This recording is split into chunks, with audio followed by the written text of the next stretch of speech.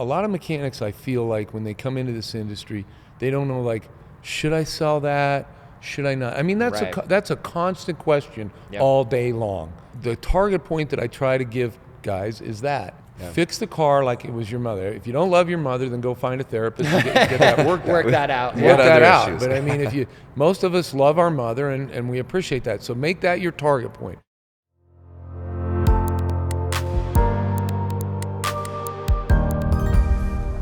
The following on your pages is crazy. I know you guys recently went to PRI, which is an automotive industry show for maybe listeners and followers that don't know that.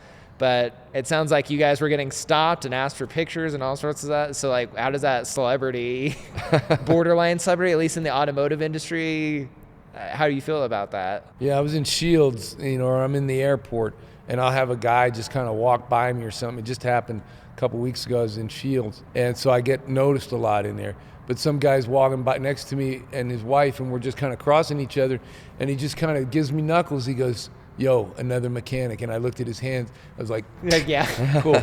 Because that's for me, that's cool. Yeah. Just to be able to kind of touch another mechanic and say, we're out here working together. I like that.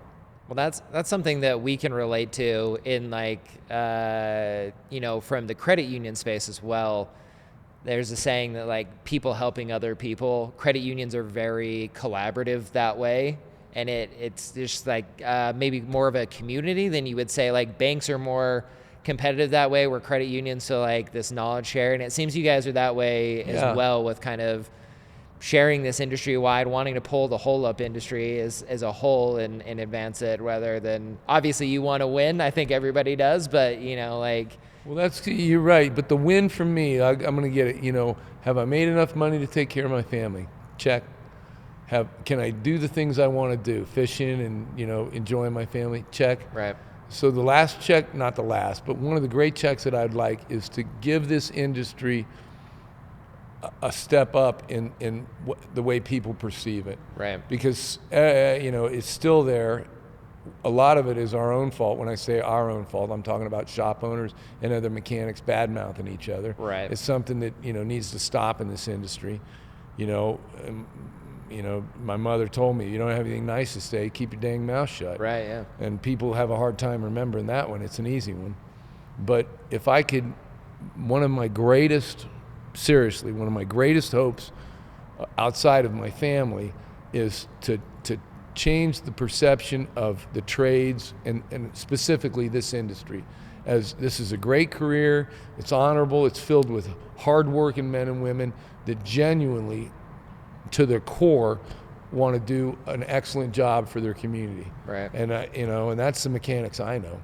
Right. Yeah. Well, there's a saying that we commonly say around here, like a rising tide raises all ships. It's like, even though we could at times throughout our career, and my dad's been very strict about this, is like, even though maybe it seems like all the facts are on our side and we could just say, oh, this other shop did a bad job. Right, yeah. It's like, but what if the roles were reversed and we fixed a vehicle or something and there was an issue at another shop with a vehicle that we fixed?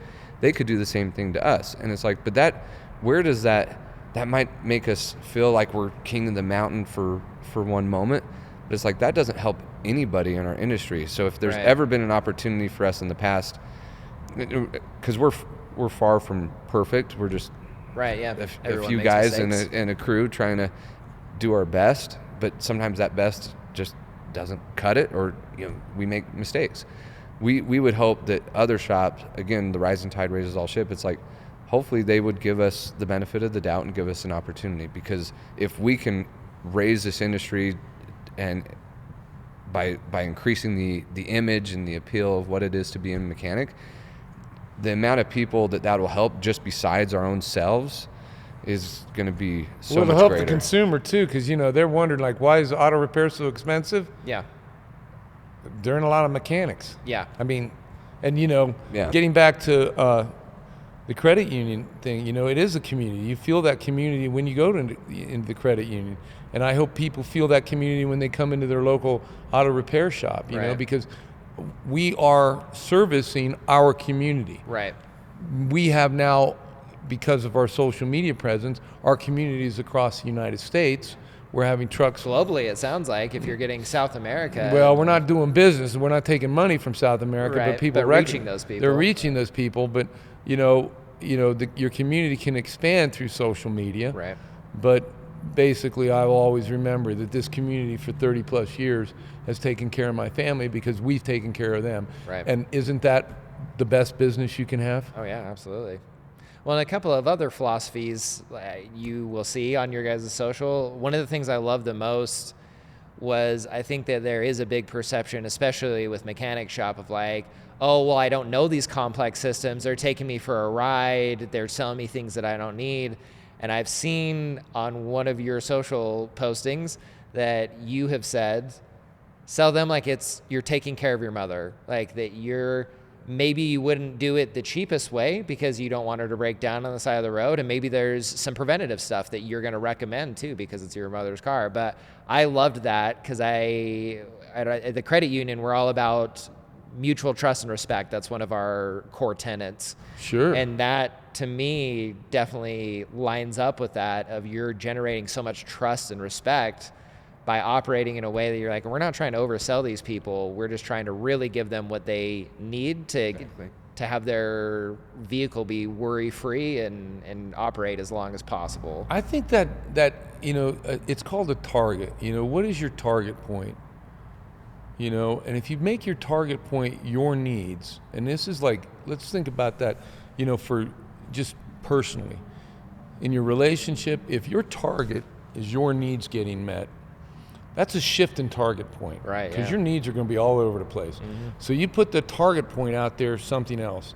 Whether, for me, it's service, it's service. And of course, my faith.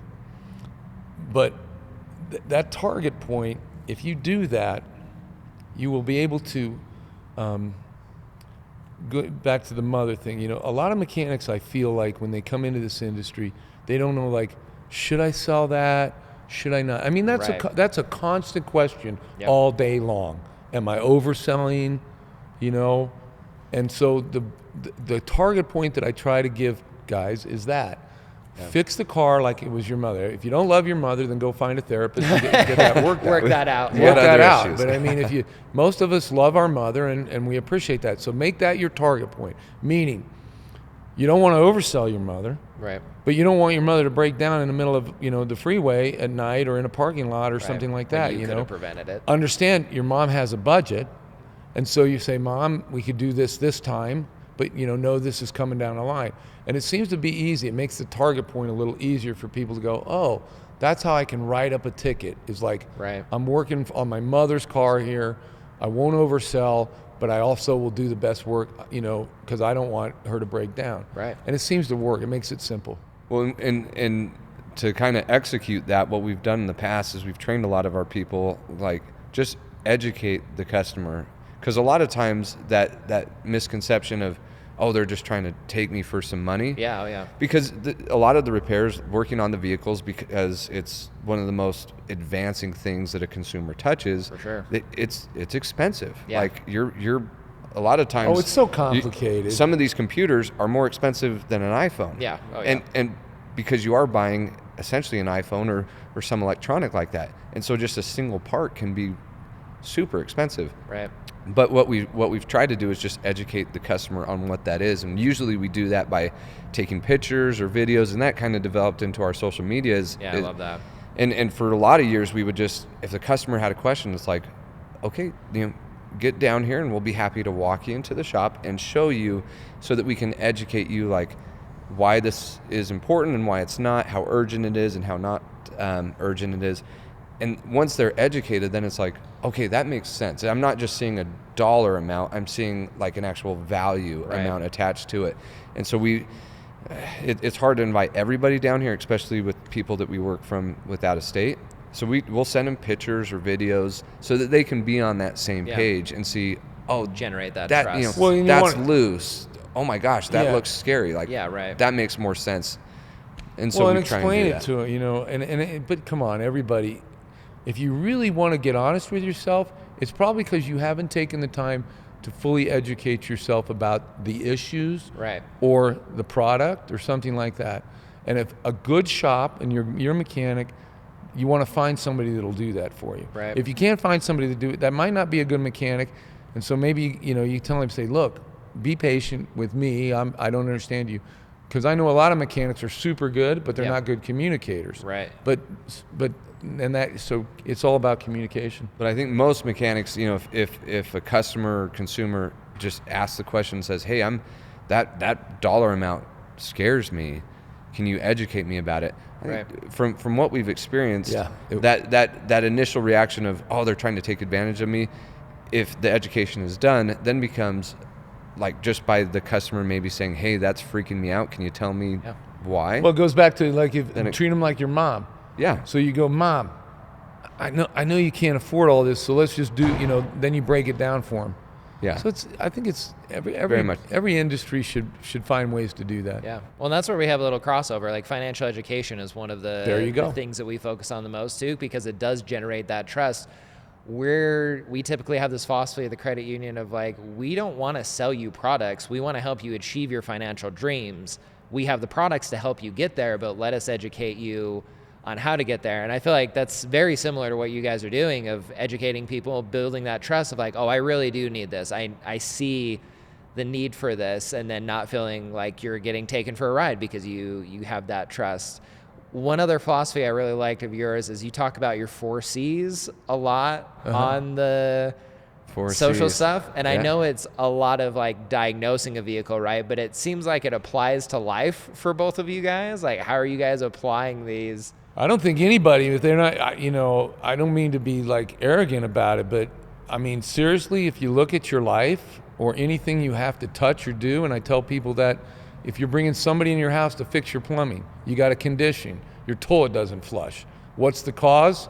Your kid shoved his toys down the toilet. Got Legos down there. What's the correction? Pull the toilet off the floor and get rid of the toys, and then have a discussion with your kid. And the confirmation is put the toilet back down, flush it, and make sure it don't leak. Right. I mean, it's boom, boom, boom. So it's condition, cause, correction, confirm, and sometimes that's a circle. You make you have a condition, you've determined the cause. You affect the correction, and then you check the confirmation. And even in a relationship, you're not talking. You and your wife are at each other. What's the cause? Look to yourself. Yeah. Don't blame somebody else Yeah. for it. Right. What's the correction? Maybe be nice, apologize. The confirmation is, hey, things are a little better. And so, those are my 4 C's, and I try to teach that with. It's not only a philosophy to fix cars, but it has helped me to have almost a 40-year marriage. Yeah. and get Time through life. tested. Yeah, Right. It's time Yeah. tested. Yeah. Well, very cool. Well, I just wanted to thank you guys for joining us on the podcast today. We'll Thank you. wrap up here, and we'll see you on the next episode of Guiding You Forward. Thank you. Thank you.